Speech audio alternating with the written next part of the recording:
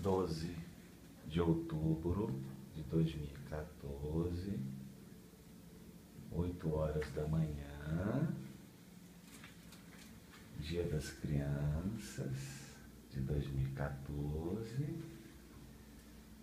e a gente vai acordar o nosso filhão José Fernando Bruno Neto para dar o presente dele. Né, mamãe? É. Vamos lá. Entrar no quarto do príncipe. Nossa!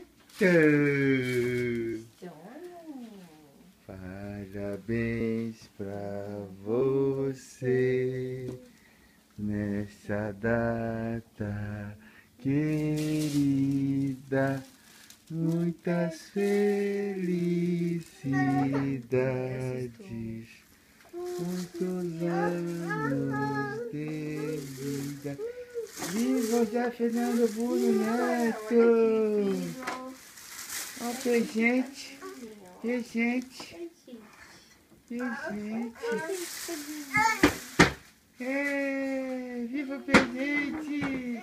Neném! Presente do neném.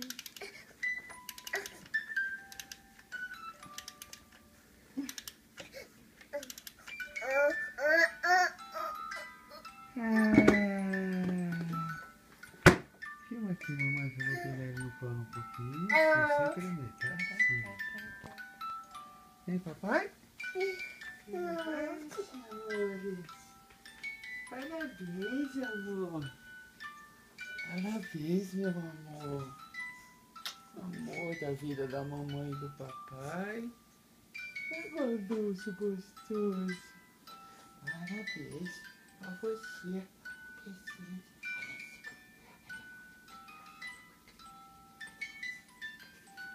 Parabéns, filho. Cadê? Ela vai, mamãe. Ai, Anda. Anda. filho. Anda, papai. Mamãe, fica pra cá. Mamãe, pra cá. Filho. Nossa. Olha o presente do neném que o papai deu. O presente. Mamãe de papai. Nossa, mamãe. Segura assim, mamãe. Ele assustou. Que o papai e a mamãe estão entrando aqui no quarto. Vira pra cá pra ver o que que é. Ih, Nota! É um carrinho de pipoca. É? É um carrinho de pipoca, mamãe? não. É um carrinho de Bombeiro. bombeiro. Olha que bonitinho. Nota! Que lindo. Dá um beijão, neném. Agora papai vai ficar aí do lado só para dar um beijo no neném também. Gorducho mais lindo da mamãe e do papai. Deus te abençoe, meu filho. Que venham muitos dias da criança para você. E que Deus permita que a gente fique junto muitos e muitos e muitos e muitos e muitos anos, muitas décadas, tá? Papai e mamãe te amam muito. Lindão.